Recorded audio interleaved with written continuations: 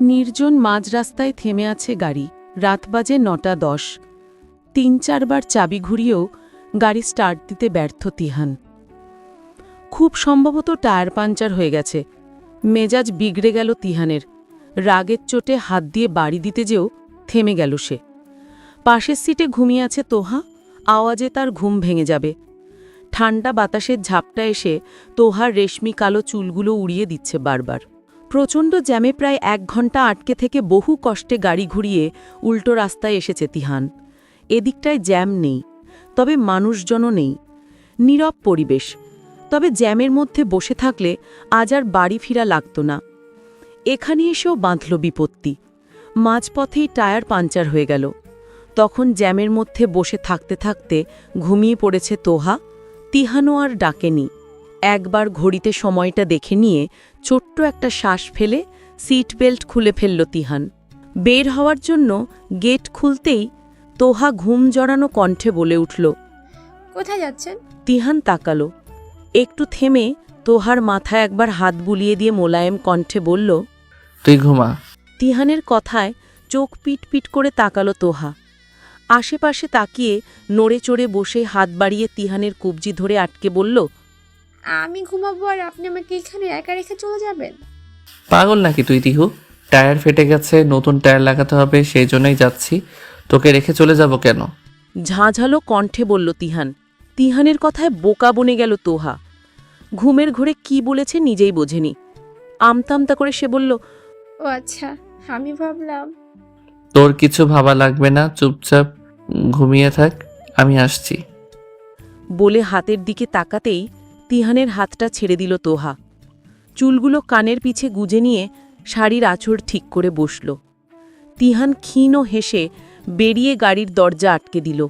পিছে থেকে এক্সট্রা টায়ারটা আর কিছু যন্ত্রপাতি বের করে নিয়ে রাস্তায় এক হাঁটু গেড়ে বসতেই বুঝল তার পাশে এসে দাঁড়িয়েছে তোহা।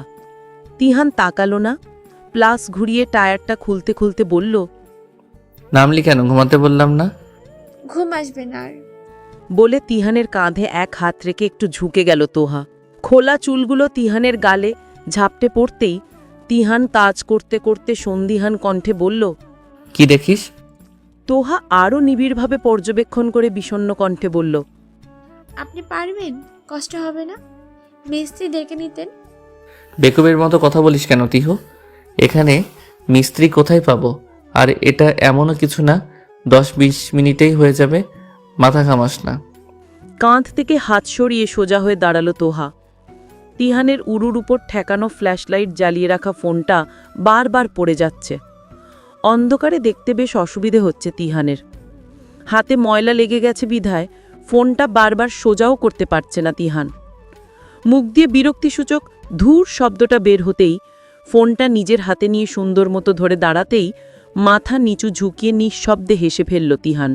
মেয়েটা যে তার কষ্ট করাটা সহ্য হয় না সে জানে, তবে কখনো কিছু বলে না।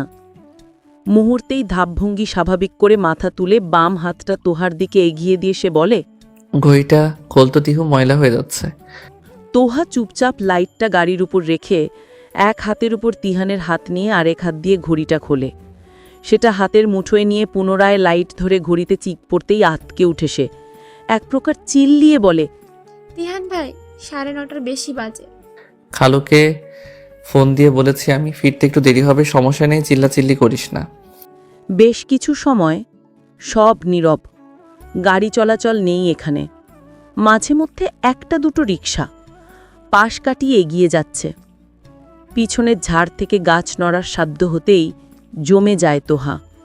ফাঁকা ঢোক গিলে তিহানের গা ঘেঁষে দাঁড়িয়ে তার কাঁধে আলতো করে হাত রাখতেই ঝোপ থেকে একটা কমলা লাল রঙের কুকুর বেরিয়ে ঘাউ ঘাউ করতেই চিৎকার করে ওঠে তোহা। তিহানের কাঁধের নখগুলো প্রায় দাবিয়ে দিয়ে বলে, তিহান ভাই, কুকুর। কুকুরটা নিজেই যেন তোহার চিৎকারে ভয় পেয়ে যায়। কয়েক কদম দৌড়ে দূরত্ব নিয়ে দাঁড়িয়ে তোহার দিকে তাকিয়ে লেজ নাড়াতে থাকে অনবরত। তিহান ফুঁসে ওঠে। টায়ারটা লাগিয়ে দিয়ে উঠে দাঁড়িয়ে সাদা পাঞ্জাবিতে ময়লা হাতটা মুছে তোহার হাতটা কাঁধ থেকে নামিয়ে নিজের হাতের মুঠোয় নিয়ে কাছে টেনে বলে, তোর চিৎকারে কুকুরটাই ভয় পেয়ে গেছে তিহু। ও কি করবে তোকে, গাধা? তোহা উত্তর দিল না। তাদের দিকে কিছুক্ষণ চেয়ে থেকে কুকুরটা চলে গেলে তিহান ছোট্ট একটা শ্বাস ফেলে নষ্ট টায়ারটা আর জিনিসপত্রগুলা পিছে ঢুকিয়ে রেখে ফিরে আসতেই দেখল গাড়ির সামনের জায়গাটায় উঠে পা ঝুলিয়ে বসেছে তোহা। মায়াবী দৃষ্টিজোড়া হয়তো অন্ধকার আকাশে তারা গোনায় ব্যস্ত।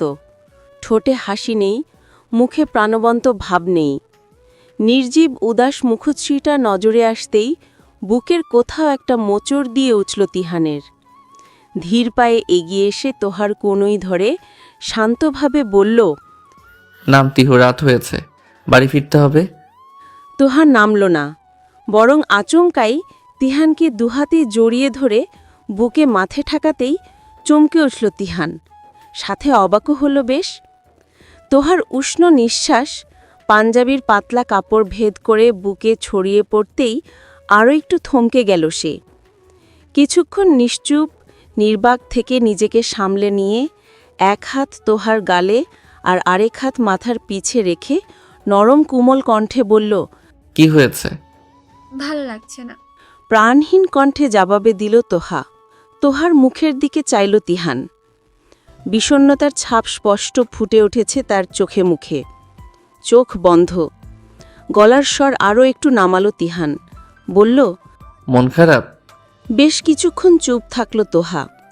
অতপর তিহানের পিঠের দিকের পাঞ্জাবিটা দুহাতে খামচে ধরে সিক্ত কণ্ঠে বলল, ওই লোকটা আমাকে খারাপভাবে স্পর্শ করেছে।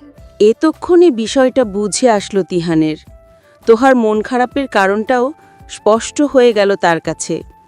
যদিও তখন দেখা মাত্রই তোহাকে টেনে নিয়েছিল সে, তবুও তোহা তো আর বাচ্চা না যে ভালো খারাপের তফাৎ বুঝবে না।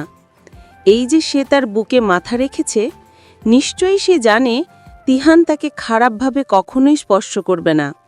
সেই ভরসা থেকেই তার মধ্যে এখন কোনো ভয় নেই। মুহূর্তেই চোখ মুখ শক্ত করে ফেলল তিহান। গম্ভীর কণ্ঠে বলল, তখনই চর মেরে দিলি না কেন? উনি আপুর দেবর। তোহার মুখের কথা ছিনিয়ে নিল তিহান। ধমকের স্বরে বলল, সে যেই হোক তিহু, তোর আত্মসম্মানের থেকে বড় কিছু না। পাল্টা জবাব না দিয়ে ফুপিয়ে উঠল তোহা। তিহান আবারও ধমকে বলল, এখন কাঁদছিস কেন? তখন তো একটা কথাও বলিসনি। তিহানের ধমকে তোহার কান্না বাড়ল বই কমল না। এবার একটু শিথিল হল তিহান। শান্ত শীতল কণ্ঠে তোহার হাত মাথায় বুলাতে বুলাতে বলল, যদি কখনো আমাকেও কোনো দিক দিয়ে খারাপ মনে হয়, অথবা আমার স্পর্শে তোমার অস্বস্তি হয়, বা মনে হয় আমি তোমাকে খারাপভাবে ধরছি, তখন আমাকেও চর মারতে কোনো দ্বিধা করবা না। মূলত সে যেই হোক না কেন, এক চরে তাকে বুঝিয়ে দিবা তোমার সম্মানটা ঠিক কত উপরে। নিজের গুরুত্ব বুঝতে শিখো। একটা মেয়ের জন্য আত্মসম্মানের উপরে কিছুই নেই। বলে হাত দিয়ে তোহার চোখের পানিগুলো মুছে দিতেই মুচকি হাসল তোহা। তিহান ছাড়াতে চাইলেও সে ছাড়ল না। চামচে টুংটাং শব্দ তুলে লেবুর শরবত বানাচ্ছে তোহা। কাচের গ্লাসের সাথে স্টিলের চামচের ঘর্ষণের শব্দটা বেশ লাগছে তার। রান্নাঘর থেকে একটু পরপরই তেলের ঝাঝালো শব্দ কানে আসছে। আতিয়া আর আফিয়া মিলে কী সব যেন বানাচ্ছে সেই বিকেল থেকে। নিশারা চলে গেছে আজ সকালে। যদিও আরও একদিন থাকার কথা ছিল, কিন্তু সৌহার্দ্যের জরুরি কাজ পড়ে যাওয়ার আজই যেতে হয়েছে।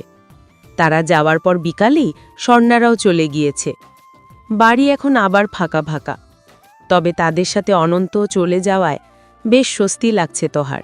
শরবতটা বানিয়ে মাত্র এক চুমুক খেয়ে রান্নাঘরের দিকে পা বাড়াতেই ঝড়ের গতিতে কলিং বেল বেজে উঠল। দরজার দিকে একবার বিরক্তিকর দৃষ্টি নিক্ষেপ করে দ্রুত পায়ে সেদিকে এগিয়ে গেল তোহা। দরজা খুলতেই তিহান ক্লান্ত পরিশ্রান্ত কণ্ঠে দ্রুত বলে উঠল, মা কোথায় রে? ফ্ল্যাটের চাবিটা দিতে বলতো। গাঢ় বেগুনি রঙের শার্ট তিহানের পরনে, হাতাগুলো কনুই পর্যন্ত গুটানো। হাতের পশমগুলো ঘেমে চামড়ার সাথে লেপ্টে আছে। শার্টের ওপরে 3টে বোতাম খোলা বিধায় ফর্সা বুকের অনেকাংশই দৃশ্যমান। সেদিকে চোখ পড়তেই মাথা নুইয়ে দরজা থেকে সরে দাঁড়ালো তোহা। নিচু গলায় বলল, ভেতরে আসেন, খালামণি রান্নাঘরে, আমি এনে দিচ্ছি চাবি। তোহার নত চেহারার দিকে তির্যক চাহনিতে কিছুক্ষণ তাকিয়ে রইল তিহান। অতপরের অর্থ উদ্ধার হতেই এক হাতে শার্টের বোতামগুলো লাগাতে লাগাতে সোফায় যেয়ে বসল সে। দরজা আটকে ড্রয়িং রুমের ফ্যান ছেড়ে দিল তোহা। আফিয়ার থেকে চাবি আনার জন্য যেতে নিলেই তিহান জোর গলায় বলে উঠল, এক গ্লাস পানি দে তো তিহু। কথাটা শোনার সাথে সাথেই নিজের হাতের ঠান্ডা শরবতের গ্লাসটা তিহানের দিকে এগিয়ে দিল তোহা। বলল, এটা খান, আমি অল্প একটুই খেয়েছি, অত এঠো হয়নি, নয়তো নতুন করে বানিয়ে। এতটুকু বলতেই তার হাত থেকে গ্লাসটা নিয়ে নিল তিহান। গটগট করে প্রায় অর্ধেকটা শেষ করে বলল, চাবিটা নিয়ে আয় জলদি। পাল্টা কিছু বলল না তোহা। আফিয়ার কাছ থেকে চাবি নিয়ে এসে দেখল কানে ফোন ধরে শরবতে চুমুক দিতে দিতে কারো সাথে কথা বলছে তিহান। ঠোঁটের কোণে হাসি। তোহা কাছাকাছি যে দাঁড়াতেই সে না তাকিয়ে শরবতের গ্লাসটা টেবিলের উপর নামিয়ে রেখে হাত বাড়িয়ে দিল। তিহানের ফোনের মধ্যে হেসে হেসে কথা বলা তোহার মোটেও পছন্দ না, একদম অসহ্য লাগে। ক্ষিপ্ত মেজাজে ধপ করে তার হাতের উপর চাবিটা রাখতেই চোখ জোড়া সংকুচিত করে আর চোখে তার দিকে তাকালো তিহান। তোহার চাপার আগত চেহারা দেখে বিশেষ কোনো ভাবাবেগ দেখা দিল না তার মধ্যে। নির্বিকার ভঙ্গিতে চাবিটা পকেটে ঢুকিয়ে গ্লাসের বাকি শরবতটুকু খেয়ে নিয়ে পায়ের ওপর পা তুলে আইসি ভঙ্গিতে সোফায় হেলান দিয়ে বসল সে। ফোনের ওপাশের মানুষটার কথার তালে তালে ঠোঁটের হাসিটা আরও গাঢ় হতেই স্থান ত্যাগ করল তোহা। ডাইনিং টেবিলে চিনির কৌটা, লেবু কাটার ছুরি সব এলোমেলো করে রেখেছে সে সব গোছাতে গোছাতেই হঠাৎ পেছন থেকে তার হাতটা টেনে নিল তিহান। তোহার ছোট্ট হাতের মুঠোটায় বড়সড় একটা চকলেটের প্যাকেট ধরিয়ে দিয়ে ব্যস্ত ভঙ্গিতে বলল, দরজা আটকে দিয়ে যা। তিহান চলে যেতেই দরজাটা আটকে দিয়ে হাতের চকলেটটার দিকে তাকিয়ে মুচকি হাসল তোহা। হাতে এক বাটি ডালের বড়া আতিয়া গরম গরম ভেজে দিয়েছে তিহানের জন্য। তা নিয়েই বাধ্য মেয়ের মতন পাশের ফ্ল্যাটে ছুটেছে তোহা। কলিং বেল চাপার আগে একবার দরজার লক ঘোরাতেই তা খুলে গেল। ভ্রু কুচকাল তোহা। লোকটা কি একটু সাবধানে দরজাটাও লাগিয়ে রাখতে পারে না? নিঃশব্দে ফ্ল্যাটে ঢুকে তিহানের রুমে উকি দিল সে। তিহান রুমে নেই, হয়তো বারান্দায়, হয়তো না, সে বারান্দাকেই। হাস্যোজ্জ্বল কণ্ঠের কথাবার্তা এখান অবধি শোনা যাচ্ছে। হাতে বড়ার বাটিটা নিয়েই চুপচাপ তিহানের পিছে যেয়ে দাঁড়াল সে। তার উপস্থিতি টের পেতেই ঘুরে তাকালো তিহান। কিছু বলার আগেই তোহা হাতের বাটিটা সামনে বাড়িয়ে অভিমানী রুদ্ধ কণ্ঠে বলল, আপনার জন্য আম্মু পাঠিয়েছে। ঠোঁট এলিয়ে হাসল তিহান। ঠোঁটে হাসি রেখে 2 কদম এগিয়ে যেতেই দেয়ালে পিঠ ঠেকে গেল তোহার। মুহূর্তেই হকচকিয়ে গেল সে। চোখের অভিমানী ভাবটা সরে গিয়ে এখন লজ্জা আর অস্থিরতার সংমিশ্রণ খেলা করছে। তিহান আরও একটু অগ্রসর হয়ে তার মাথার কাছের দেয়ালটায় এক হাত রেখে বাহুডোরে আটকে দিতেই সে কম্পিত চাপা স্বরে বলল, কি করছেন? কেউ এসে পড়লে? তাকে আর কিছু বলার সুযোগ দিল না তিহান। নিজের কান থেকে ফোনটা সরিয়ে তোহার কানে চেপে ধরল। আওয়াজ করতে যেও থেমে গেল তোহা। ও পাশ থেকে একটা লোকের কণ্ঠ শোনা যাচ্ছে। উচ্ছ্বসিত স্বরে কারো নাম জিজ্ঞেস করছে লোকটা। কিছু বুঝতে না পেরে বোকার মতো তাকালো তোহা। অল্প শব্দ তুলে হেসে ফেলল তিহান। তোহার কান থেকে ফোনটা সরিয়ে নিজের কানে নিয়ে বলল, হ্যাঁ নীরব, আমি একটু পরে ফোন দিচ্ছি তোমাকে।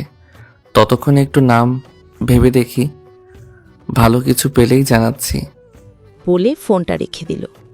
ফোনটা পকেটে রেখে তোহার চোখে চোখ রাখল তিহান। তোহা নিচে তাকাতে নিলেই তিহান এক হাতের তর্জনী দিয়ে তার থুতনি উপরে তুলে বলল, চোখ নামাবা না, তাকাও আমার দিকে। লজ্জায় দাঁত দিয়ে ঠোঁট কামড়ে ধরল তোহা। তবে তিহানের কথার অমান্য করেনি সে। পলক্ষীন পাপড়িতে তিহানের অতি আকৃষ্ট ধূসর চোখজোড়ায় নিবদ্ধ হয়ে থেমে আছে তার দৃষ্টি। তার অনেকটা কাছে থাকা সত্ত্বেও শুভনীয় দূরত্ব বজায় রেখেছে তিহান। নিজ থেকে বাড়াবাড়ি রকমের কাছাকাছি কখনোই আসে না সে। তিহান শান্ত সাবলীর কণ্ঠে বলল, আমার এক কলিগের আজকে বাচ্চা হয়েছে। ছেলেটা আমার থেকে বয়সে ছোট, বড় ভাই হিসেবে খুবই মান্য করে আমাকে। তাই তখন খুশির সংবাদটা সর্বপ্রথম আমাকেই জানিয়েছে।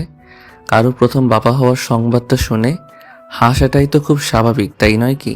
আর এখন ফোন করেছে মেয়ের নাম কি রাখবে তা নিয়ে। ওর প্রথম মেয়ের নাম নাকি আমাকেই রাখতে হবে। শুনলেই তো কতটা অস্থির ধৈর্যহীন শোনাচ্ছিল ওর কণ্ঠ। এটুকু বলে থামলো তিহান, একটু সময় নিয়ে আবার বলল, তোমার অভিমান করার কারণটা যুক্তিযুক্ত নয়, এবার বুঝতে পেরেছো? হুম। মিহিস্বরে উত্তর দিল তোহা। মুখটা একটুখানি এগিয়ে আনল তিহান। প্রচণ্ড লজ্জায় তিহানের বাহু আঁকড়ে ধরে কাচুমাচু হয়ে দাঁড়াল তোহা। শ্বাস প্রশ্বাসের গতি বেড়ে গেছে তিহানের। তোহার সারা মুখে চোখ বুলিয়ে গালে আলতো করে হাত ছুঁয়ে আচ্ছন্ন কণ্ঠে সে, তুমি আমার প্রণয় রাজ্যের সেই বিধ্বংসী প্রণয়িনী, যে কিনা মুহূর্তেই তার মায়াভরা চাহনি দিয়ে আমার বুকে আটকে রাখা শান্ত শীতল প্রণয়টুকুকে ধ্বংসাত্মক করে তোলে। আমি তবুও নিজেকে প্রতিনিয়ত সংযত করে যাচ্ছি প্রণয়ী, শুধু তোমার জন্য। আর তুমি কিনা সেই সংযমটাকে ভেঙে গুড়িয়ে দেওয়ার প্রণয় লীলায় নেমেছ। পায়ের কাছে একটা ছোট্ট লোমশ তুলতুলে কালো সাদা বিড়াল ছানা। চোখে না পড়ায় ভুলবশত তার লেজে পা মারাতেই সজোরে মিয়াও বলে চেঁচিয়ে ওঠে বিড়াল ছানাটা। তার চেঁচেবার পর মুহূর্তে তোহাও চেঁচিয়ে ওঠে, চিৎকার করে। তিহানের বাহু টেনে ধরে তাকে বেসামালভাবে টান দিতেই উল্টাপাল্টা কদমে অগোছালো হয়ে যায় তিহান। কোনো রকমে নিজেকে সামলে তোহার মাথায় হালকা চাটি মেরে বলে, মাথায় সমস্যা নাকি তোর? এইভাবে কেউ টান দেয়? পড়ে গেলে আমাকে টেনে তোলার শরীরটাও তো নেই তোর, যত সব। আপনি ওর লেজে পাড়া দিলেন কেন? আপনার এত বড় আর শক্ত পায়ের পাড়া খেলে তো বাচ্চাটা মরে যাবে। তোহার কথাগুলো বেমালুম তোয়াক্কা না করে বিড়াল ছানাটাকে সযত্নে কোলে তুলে নিল তিহান। বার কয়েক জোরে জোরে মেয়াও করে হঠাৎই শান্ত হয়ে গেল ছানাটা। নরম দেহটা গুটিয়ে তিহানের বুকের সাথে লেপটে রইল। মৃদু হাসল তিহান। প্রাণীদের একটু ভালোবাসা দিলেই মানুষকে আপন মনে করে তারা। তবুও কেন যে মানুষ এদের সাথে নির্মম আচরণ করে বুঝে আসে না তার।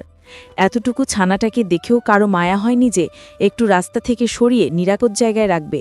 এই রোডের সাইডে যখন তখন গাড়ি এসে চাপা দিয়ে দিবে বাচ্চাটাকে। আস্তে করে হাতে তর্জনী দিয়ে বাচ্চাটার মাথায় আদর করে দিল তিহান। পকেট থেকে রুমাল বের করে তোহার হাতে দিয়ে বলল, লেজটা মুছিয়ে দিয়ে তো ময়লা লেগে গেছে। আপনার জুতোর ময়লা এগুলো। অল্প করে লেজটা মুছতে মুছতে খোঁচা মেরে বলল তোহা। তিহান শান্তভাবে উত্তর দিল, আরে বাবা, আমি কি ইচ্ছা করে পাড়া দিয়েছি নাকি ভুলে লেগে গেছে? কি করবেন ওকে? এখানে রেখে যাবেন?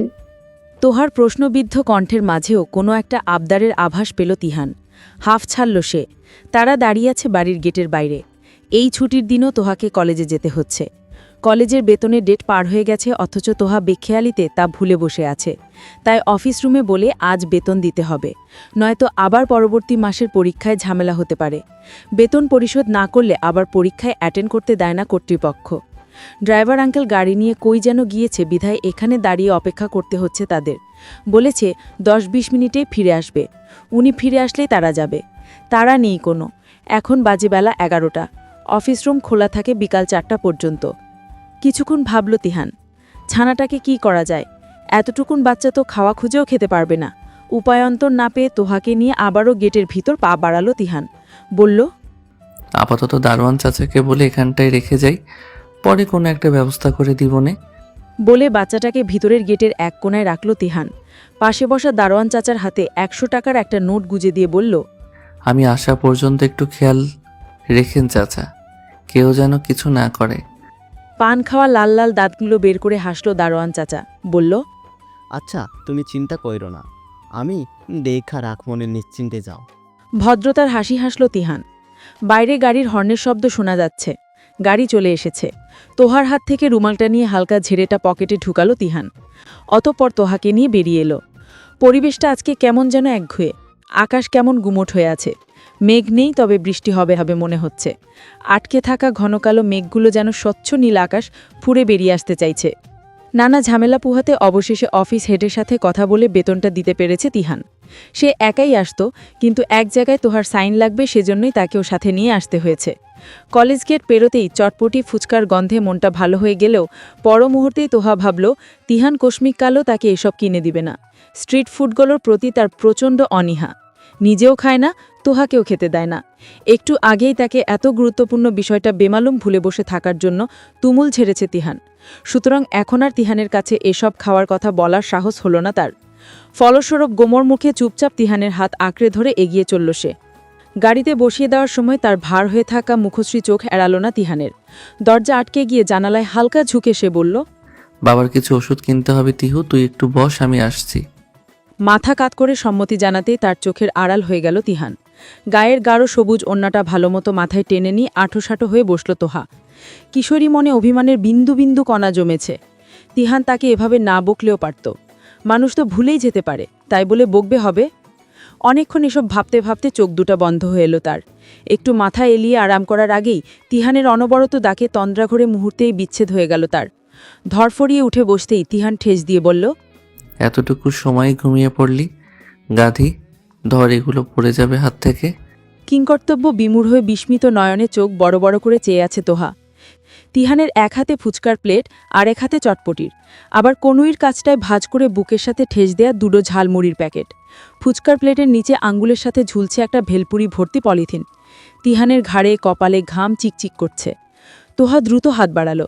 ফুচকার প্লেটটা আর ঝালমুড়িগুলো হাতে নিতেই খুব সাবধানে গাড়ির সামনের অংশেটা চটপটির প্লেটটা রাখল তিহান। নিজে সিটে বসে পকেট থেকে একটা কোল্ডড্রিঙ্কসের বোতল বের করে তোহার কোলের উপরে রাখতেই তোহা ব্রু কুচকে বলল, আপনি কি পাগল তিহান ভাই? এত কিছু এনেছেন কেন? তিহান উত্তর দিল না। পকেটে কোনো রকমে ঢুকানো বাবার জন্য কেনা ওষুধগুলো ভালো করে ঢুকিয়ে নিল। অতঃপর তোহার এক প্যাচ দিয়ে মাথায় জড়ানো ওড়নার কাঁধে ছড়িয়ে রাখা অংশটা খুলে নিয়ে নিজের মুখ গলা ঘাড় মুছতে লাগল। চোখে হালকা লজ্জা ভাব নিয়ে দৃষ্টি নামিয়ে নিল তোহা। অরষ্ঠ কণ্ঠে বলল, আপনি সব সময় এরকম পাগলামি করেন কেন? মুচকি হাসল তিহান। তোহার ওড়নাটা পুনরায় পরিয়ে দিয়ে বলল, তখন ওভাবে বকতে চাইনি আমি। বকেছেন তো। তীব্র অভিমান তোহার কণ্ঠে। কিছুক্ষণ চুপ তাকালো তিহান। ফুচকার প্লেট হাতে ধরে রেখেও খাচ্ছেন না তোহা। হতাশ শ্বাস ছাড়ালো তিহান।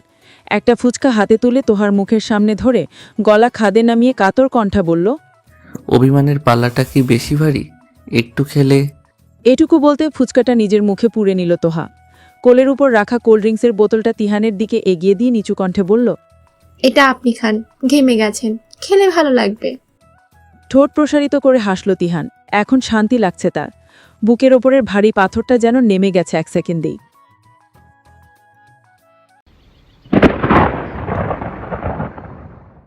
মুষলধারে বৃষ্টি হচ্ছে সেই বিকেল থেকে। এখন প্রায় সন্ধ্যা। মাগরিবের আজান দেয়নি, তবু আকাশ কালো হয়ে যাওয়ায় চারদিকে অনেকটা অন্ধকারই নেমে এসেছে। খালামণির হন্তদন্ত ডাকে ছুটে এসেছে তোহা। সে আসতেই আফিয়া কোনো ভূমিকা না করে সরাসরি তার হাতে ছাতা ধরিয়ে দিয়ে অনুনদের স্বরে বলল, তিহানটা সেই বিকেল থেকে বৃষ্টিতে ভিজছে। আমি এতবার মানা করলাম, তবুও ছাদে ছুটল। জানিসই তো কত একরোখা ও জেদি স্বভাবেরও।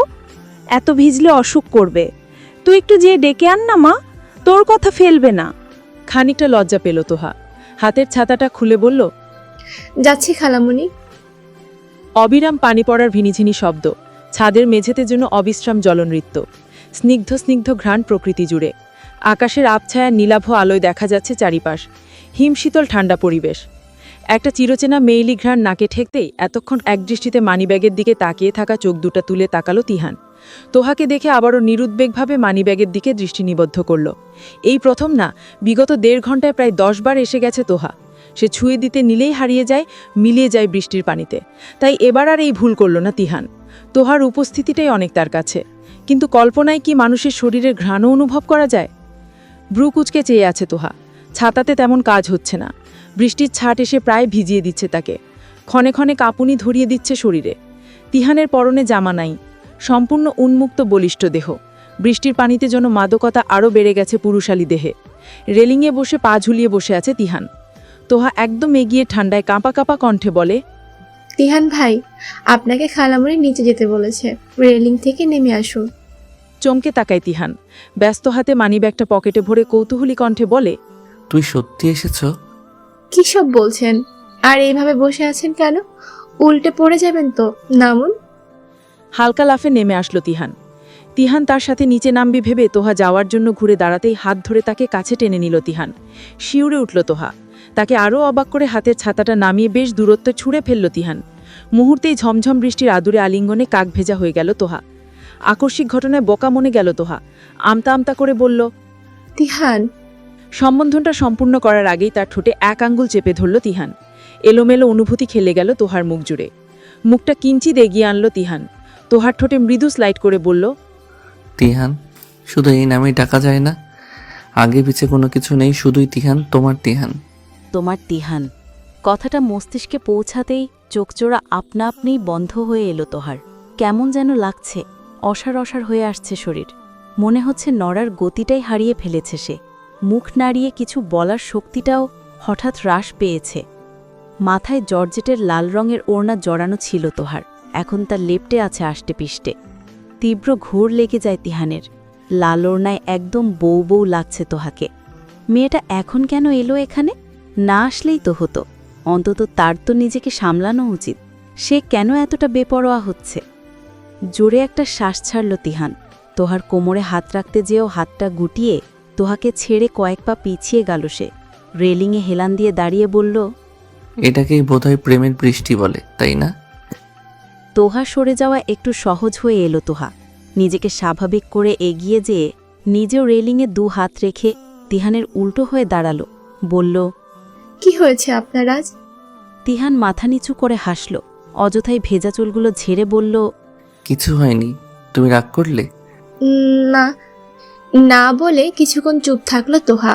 তারপর বলল, আপনি পাগল। তখন মানিব্যাগে ওভাবে কি দেখছিলেন? তিহান আবারও হাসল। হুট করে তোহার পেছনে দাঁড়িয়ে তার এক হাতের ওপর হাত চাকতেই দ্বিতীয়বারের মতন শিউরে উঠল তোহা। তিহান মুচকি হেসে অপর হাতে মানিব্যাগটা পকেট থেকে বের করে তোহার সামনে মেলে ধরতেই বজ্রপাতের আলোর ঝলকানিতে স্পষ্ট নিজের 10-11 বছরের একটা ছবি দেখতে পেল তোহা। ঠোঁটজোড়া কিঞ্চিত ফাঁক হয়ে গেল তার। চোখ বেয়ে নোনা জল গড়িয়ে যাওয়ার কারণটা খুঁজে পেল না সে, যদিও বৃষ্টির কারণে চোখের পানিটা আড়াল হয়ে গেছে। আচ্ছা, আসলেই কি সে এত কিছু পাওয়ার যোগ্য? তিহান তার কাঁধে থুতনি ঠেকালো। ছবিটার দিকে তাকিয়ে বলল, যখন থেকে আমার কাছে মানিব্যাগ থাকা শুরু হয়েছে তখন থেকেই এই ছবিটার স্থান এখানে। মাঝে মধ্যে মানিব্যাগটা বদলালেও ছবিটা সঠিক জায়গায় রাখতে কখনোই ভুলিনি আমি। তোহার নির্বাক, নিশ্চুপ। ছবিটার উপর পানি পড়ছে, গড়িয়ে যাচ্ছে, আবার পানি পড়ছে, কিন্তু সেটা একরত্তিও ভিজছে না, কারণ সেটা খুব যত্নে ল্যামিনেটিং করা। মানিব্যাগে সেই ছবি রাখার নিখুঁত জায়গাটায়ও ছবিটাকে ল্যামিনেটিং করে তারপর রেখেছে তিহান। কেউ যদি দেখে ফেলে? এত বছরে তুমি দেখতে পাওনি, অন্য কেউ কেমনে দেখবে? চুপ করে রইল তোহা। এত সময় ভেজার কারণে গা গরম হয়ে আছে তিহানের। তার প্রশস্ত বুক তোহার পিঠের সাথে লেগে আছে বিধায় তোহাও সেই উষ্মাতার ছোঁয়া পাচ্ছে শরীর জুড়ে। একটু সময় নেয় তোহা, থেমে থেমে বলে, আপনি এটা এখানে রেখেছেন কেন? তোমার ঠোঁটে তো ঠোঁট ছোঁয়াতে পারি না বৃষ্টিকন্যা, কিন্তু ছবিতে চুমু খেতে তো কোনো বারণ নেই। তাই যখনই প্রেম তৃষ্ণাটা মাত্রাতিরিক্ত হয়ে যায় তখন এই ছবিতে ঠোঁট ছুঁয়েই নিজের তৃষ্ণা মেটাই। নিজেকে নিজেই বুঝতেই যে তুমি আমার, তুমি আমার, তুমি শুধুই আমার। ফ্যানের বাতাসে গা শিরশির করছে তোহার। তার উপর বৃষ্টি হয়েছে বলে পরিবেশও আজ অনেকটাই শীতল। ঘরে জানালাটাও বোকার মতো খুলে রেখে বিধায় ঠান্ডা হিমেল হাওয়ায় রুমে থাকাটাই মুশকিল হয়ে উঠছে। সন্ধ্যায় ছাদ থেকে নেমে শাওয়ার নিয়েছিল, তাই বোধহয় শীত শীত ভাবটাও তার বেশি অনুভব হচ্ছে। গায়ে পাতলা কাঁথা নিয়ে অবিরাম মোচড়ামুচড়ি করছে তোহা। গভীর ঘুমের মাঝে কষ্ট করে উঠে ফ্যান আর জানলাটা বন্ধ করার ইচ্ছাটা থাকলেও তা করার শক্তিটা নেই তার। হাড়ের মধ্যেও একটা নিস্তেজ নিস্তেজ রেশ চলে এসেছে।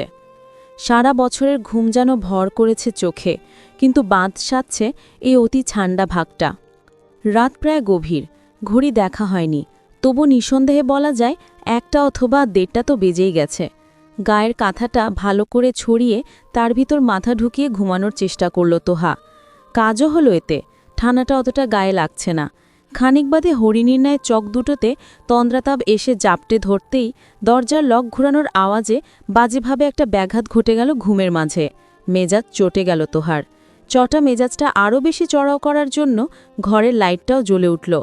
রাগে দুঃখে কান্না পেয়ে গেল তোহার। হালকা করে মাথা বের করে উচ্চস্বরে চিল্লানোর পূর্বেই তুর্যকে দেখতে পেয়ে হুড়মুড় করে উঠে বসল সে। পাশ থেকে ওড়না নিয়ে গায়ে জড়াতে জড়াতে শঙ্কিত কণ্ঠে বলল, ভাইয়া তুমি এত রাতে? কিছু হয়েছে? আব্বু ঠিক আছে? বোনের ভীত কণ্ঠের মানে বুঝতে পারে তুর্য। মাঝে মাঝে তাদের আব্বুর রাতের বেলা অসুস্থ হয়ে যায়, তীব্র বুকে ব্যথা ওঠে, আবার কখনো প্রেশার লো হয়ে যায়। তবে আজ তার আব্বু সুস্থ, সে এসেছে অন্য কারণে। বোনের দিকে তাকিয়ে আশ্বস্ত ভরা কণ্ঠে সে বলে, আব্বু ঠিক আছে, শান্ত হ। তবে সন্দিহান কণ্ঠে বলে তোহা। 3 ভাই অসুস্থ, 104 ডিগ্রি জ্বর উঠে গেছে ওনার, কোনো মতে জ্বর নামানো যাচ্ছে না। খালামণি কান্নাকাটি করছে, আব্বু আম্মু ওখানে, তোকে যেতে বলেছে। মাথা ঘুরে যায় তোহার। সম্বিত হারিয়ে কিছুক্ষণ ফ্যালফ্যাল করে চেয়ে থাকে সে। তুর্য তাড়া দিয়ে বলে, জলদি উঠবন, তোকে ওই ফ্ল্যাটে দিয়ে আমি বাসা তালা দিয়ে ফার্মেসিতে যাব। এত রাতে ফার্মেসি খোলা থাকবে কিনা সন্দেহ। কোনো রকমে নিজেকে সামলে উঠে দাঁড়ায় তোহা, মাথায় ওড়না টেনে নিয়ে বলে, চলো। খালু আর তোহার বাবা ড্রয়িং রুমের সোফায় বসে আছে, দুজনের কানেই ফোন, হয়তো ডাক্তারদের ফোন করছে তারা। খুব সন্তর্পণে তাদেরকে পাশ কাটিয়ে তিহানের রুমে ঢোকে তোহা। তিহানের একপাশে খালামণি, আরেক পাশে ওর মা। তোহা কাছে এগিয়ে যেতেই তড়িঘড়ি করে উঠে দাঁড়ালো আফিয়া। তোহাকে তিহানের মাথার পাশে বসার জায়গা করে দিয়ে কান্না ভেজা কণ্ঠে বলল, তোর কথা অনেকবার করে বলছিল মা, তুই একটু পাশে বসে থাক, ওর ভালো লাগবে। মায়ের সামনে খানিকটা ইতস্তত নিয়েই তিহানের মাথার কাছটায় বসল তোহা। আফিয়ার হাত থেকে পানির বাটিটা নিয়ে বলল, কান্না করো না খালামণি, শান্ত হয়ে বসো, আমি পট্টি দিয়ে দিচ্ছি। একটা পানিও নিয়ে আসবে আন্টি, বলে তিহানের কপাল থেকে গরম হয়ে যাওয়া রুমালটা সরিয়ে ঠান্ডা পানিতে ভেজালো তোহা। খানিক বাদে তার দোহাতে চিপিয়ে আবারও তিহানের কপালে দেওয়ার সময় লক্ষ্য করল চেহারা বুড়ো লাল হয়ে গেছে তিহানের। ঠোঁটগুলো মনে হচ্ছে ঠোকা দিলে রক্ত গড়িয়ে পড়বে। হালকা গোঙাচ্ছে তিহান। মায়ের মাথা নিচু করে কোনো একটা দোয়া পড়তে দেখে আলতো করে তিহানের গালে হাত রাখল তোহা। জ্বরের শরীর রীতিমতো পুড়ে যাচ্ছে, প্রচণ্ড ঘাবড়ে গেল তোহা। কাঁথার নিচ দিয়ে তিহানের হাত আঁকড়ে ধরে মাথা নামিয়ে ভীত কণ্ঠে ডাকল, তিহান ভাই। তার এক ডাকেই আবছাভাবে চোখ মেলল তিহান। তার ধূসর মণিজোড়াও ফ্যাকাশে হয়ে গেছে। তোহার দিকে তাকিয়ে বিড়বিড় করে সে বলল, ভালো লাগছে না তিহু, কিছু ভালো লাগছে না। আচ্ছা আচ্ছা, আপনি চোখ বন্ধ করে রাখেন, ভালো লাগবে। চোখ বন্ধ করে ফেলল তিহান। তোহা হাতটা ছাড়াতে নিলেই চাপা স্বরে ছেলে মানুষই কঞ্চে বলল, ধরে রাখো প্লিজ। তোহার ছাড়ালো না হাতটা, শক্ত করে ধরে আরেক হাতে ধীরে ধীরে তিহানের চুলে হাত বুলিয়ে দিতে দিতে বলল, খালামণি, আরেকটা কাঁথা বের করে ওনার গায়ে দিয়ে দাও, শীত কম লাগবে কিছুটা। আফিয়া তাই করল। যদিও দুটো কাঁথা জড়ানো তিহানের গায়ে, তারপরও আরও একটা মোটা কাঁথা এনে তিহানের গায়ে দিয়ে বাচ্চা সুলভ কঞ্চে বলল, তিহান, এখন একটু ভালো লাগছে বাবা? তিহান শব্দ করল না, সে ঘুমিয়ে পড়েছে। আফিয়া ডাকল না আর। তোহা আর চোখে মায়ের দিকে তাকালো। তিহানের অপর পাশের হাত মুঠোয় নিয়ে এক মনে দোয়া পড়ছে তার মা। চোখ যদিও বন্ধ, তবু কপালে চিন্তার ভাঁজগুলোই বলে দিচ্ছে কতটা টেনশনে আছে সে। খাবার খেয়েছেন উনি? গলা নামিয়ে প্রশ্ন করল তোহা। তার হাত তখনও অনবরত তিহানের চুলের ভাঁজে বিলি কেটে যাচ্ছে। না রে মা, শতবার বললেও রাজি করাতে পারিনি, কিছুতেই খাবে না। হতাশ কণ্ঠ আফিয়ার। ভাইয়া ফার্মেসিতে গেল কেন? ঘরে প্যারাসিটামল নেই? ওনাকে ওষুধ খাওয়াওনি? খাইয়েছি, দুটো নাপা ছিল, দুটোই খাইয়েছি। রাতে যদি জ্বর না কমে, সেজন্যই তুর্য নতুন আনতে গেল। ও, বলে আবেগ ভরা দৃষ্টিতে তিহানের মুখের দিকে তাকায় তোহা। কপালের রুমালটা আবারও ভিজিয়ে পুনরায় কপালে দিতেই তুর্য হন্তদন্ত হয়ে রুমে প্রবেশ করে। আফিয়ার হাতে একটা প্যাকেট ধরিয়ে বলে, 3 মোড় ঘুরে একটা ফার্মেসি খোলা ছিল খালামণি, সেজন্য আনতে দেরি হলো। জ্বর কমেছে একটু? তোহা তৎক্ষণাৎ গালে গলায় হাত ছোঁয়ালো তিহানের। জ্বর মেপে বলল, কমেনি ভাইয়া? খাবার খাইয়ে আর একটা নাফা খাইয়ে দেওয়া দরকার, তাহলে খালি পেটে এত ওষুধ খেলে আবার এতে বিপরীত হতে পারে। হতাশ শ্বাস ছাড়ল তোহা। খালামণিকে বলল, তুমি ভাত নিয়ে আসো খালামণি, আমি দেখি কিভাবে ওনাকে খাওয়ানো যায়। তার কথাটা শেষ হতে না হতেই তিহান জ্বরের মাঝেই তেতস্বরে বলে উঠল, আমি কিছু খাবো না, শুধু শুধু ভাত এনে লাভ নেই। আফিয়া থেমে গেল। কাতর নয়নে তাকাতেই তোহা তাকে বিশ্বাস দিয়ে বলল, তুমি নিয়ে আসো তো খালামণি। তিহু আমি খাবো না কিন্তু। জ্বরের ঘোরেও ধমকে উঠল দিহান। ভয় পেল না তোহা। বাবার ডাকে তুর্য রুম থেকে বেরিয়ে যেতেই হালকা ঝুঁকে তিহানের গালে হাত রেখে মৃদু কঞ্চে বলল, আমি খাইয়ে দিলেও খাবেন না আপনি? ভেবে বলছেন তো? চুপ করে রইল তিহান। নীরবতা সম্মতির লক্ষণ ভেবে মুচকি হাসল তোহা। ভাতের শেষ লোকমাতে তিহানের মুখে তুলে দিয়ে স্বস্তিদায়ক হাফ ছাড়ল তোহা। আফিয়ার ঠোঁটের কোণে মুচকি হাসি। তোহা নির্বিকার। আতিয়া তখনও যায়নি, তবে ক্লান্তির ছাপ ফুটে উঠেছে তার মুখে। তোহা উঠে ভাতের প্লেটটা পাশে রেখে তিহানের মুখে একটা ওষুধ দিয়ে পানি খাইয়ে দিয়ে বলল, এখন শুয়ে থাকেন, জ্বর নেমে যাবে একটু পর। আমি হাতটা ধুয়ে আসি। বলে সে বাইরে যেতেই তিহান আতিয়াকে বলল, খালামণি, তুমি অসুস্থ হয়ে পড়বে, তুমি যে ঘুমিয়ে পড়ো। তিহু আর মা আমার কাছে থাকুক, তাতেই হবে, চিন্তা করো না। হাত ধুয়ে রুমে ঢুকল তোহা। তিহান মাঝখানটায় ঘুমিয়ে আছে, পাশে আফিয়া খাটের সাথে হেলান দিয়ে বসা। আতিয়াকে না দেখে বিশেষ অবাক হল না সে। এসব তিহানের কারসাজি জানে সে। তিহানের ডান পাশে যেয়ে বিছানায় পা ভাঁজ করে তুলে বসল তোহা। আফিয়া চোখ বন্ধ করে রেখেছে, হয়তো ঘুম পাচ্ছে তার। জ্বর দেখার উদ্দেশ্যে হাতের উল্টো পিঠ দিয়ে তিহানের গাল ছুঁয়ে দিতেই তিহান চোখ বন্ধ অবস্থাতেই বলল, মাথাটা টিপে দে তো, তিহু ব্যথা করছে। সাথে সাথে বিনা বাক্য ব্যয় এক হাতে তার মাথা টিপে দিতে লাগল তোহা। আরেক হাত তিহানের চুলে হাত বুলিয়ে দিতে দিতে বলল, ঘুমানোর চেষ্টা করুন, এখন ভালো লাগছে একটু? ক্ষীণ হাসল তিহান। উত্তর দিল, তুমি কাছে থাকলে আমার কখনো খারাপ লাগে না জানপরি।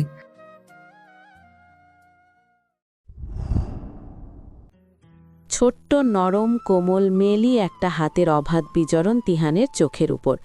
আধো আধো জাগরণে চোখ মেললে চোখের উপর হাতের তালুর আবরণটি সর্বপ্রথম নজরে আসলো তিহানের। ঠোঁটের কোণ আপনা আপনি প্রসারিত হয়ে এলো তার। বুকের উপর ভাঁজ করে রাখা হাতটা মোটা কয়েকটা কাঁথার তলদেশ থেকে উদ্ধার করে চোখের উপর থেকে হাতটা সরালো সে। কিছুক্ষণ একদৃষ্টিতে চেয়ে থেকে ঘাড় বাঁকিয়ে হাতের মালিকের দিকে তাকালো। নিবিড় পর্যবেক্ষণে হাতের মালিক যে ঘুমে বিভোর ব্যাপারটা নিশ্চিত হতেই হাতের নরম তালুতে শুভ্র স্পর্শে ঠোঁট ছোঁয়ালো সে। কাল তো ভয়ই পাইয়ে দিয়েছিলি বাবা। হঠাৎ মায়ের কণ্ঠে বেশ খানিকটা লজ্জা পেল তিহান। ভেবেছে মা ঘুমিয়ে আছে, কিন্তু না, আফিয়ার দৃষ্টি যে তার দিকেই তা স্পষ্ট হতেই লজ্জার মাত্রাটা বাড়লেও কোনোরকম তাড়াহুড়ো করল না সে। ধীরগতিতে তোহার হাতটা নামিয়ে রেখে একটু কাত হয়ে মায়ের দিকে চেয়ে বলল, কাল রাতে তোমার খুব কষ্ট হয়েছে তাই না মা? আরে না রে পাগল, আমার তো তোর কষ্টটা সহ্য হচ্ছিল না। তিহান হাসল। গায়ের কাঁথাগুলো সরিয়ে মাথার চুলে হাত চালাতে নিলেই আবারও বাদ সাধল তোহার হাত। তার চুলের ভাঁজেও মেয়েটা হাত ডুবিয়ে রেখেছে। একটু অপ্রস্তুত হয়ে পড়ল, এবারও আলতোভাবেই হাতটা সরালো তিহান। তোহার ঘুমে ব্যাঘাত ঘটুক তা সে চাচ্ছে না। আফিয়া একটু হেসে বলল, একটু আগে দেখলাম ঘুমোচ্ছে, অথচ গভীর ঘুমের মাঝেও তোর মাথা টিপে যাচ্ছে তো টিপেই যাচ্ছে। তোমার বেপরোয়া ছেলের বউ বলে কথা, ছেলের একটু পরোয়া তো করতেই হবে। দুষ্টু হেসে বলল তিহান। ছেলের বউ আর হলো কই? আচ্ছা তুই কি বুড়ো হয়ে বিয়ে করবি তিহান? মেয়েটাকে এভাবে ঘুরানো কি তো ঠিক হচ্ছে? তুমি তো সব জানোই মা, তিহু এখনো কলেজও পেরোয়নি। এ বয়সে মেয়েরা আবেগপ্রবণ হয় বেশি। বিয়ের কথা আসলে পড়াশোনা মাথায় উঠবে, ক্যারিয়ারটা নষ্ট হয়ে যাবে ওর। তাছাড়া আমাদের পরিবারে এত ছোট বয়সে মেয়েদের বিয়ে হয় না। নিশাকেও তো পড়াশোনা কমপ্লিট করে তবেই বিয়ে দিয়েছে খালু। তিহুও আর একটু বড় হোক, পড়াশোনাটা অন্তত শেষ করুক, তারপর না হয়। তোহা তো বুঝে তোর মনের কথা, তোর কি ওকে এতটাই বাচ্চা মনে হয়? আমি জানিও বুঝে, আমি যতটুকু বুঝতে দেই ও ততটুকুই বুঝে মা, এর বেশি নয়। আর আমি ঠিক ততটাই প্রকাশ করি যতটা ওর ছোট্ট মস্তিষ্ক নিতে পারবে। আফিয়া দীর্ঘশ্বাস ছাড়ল।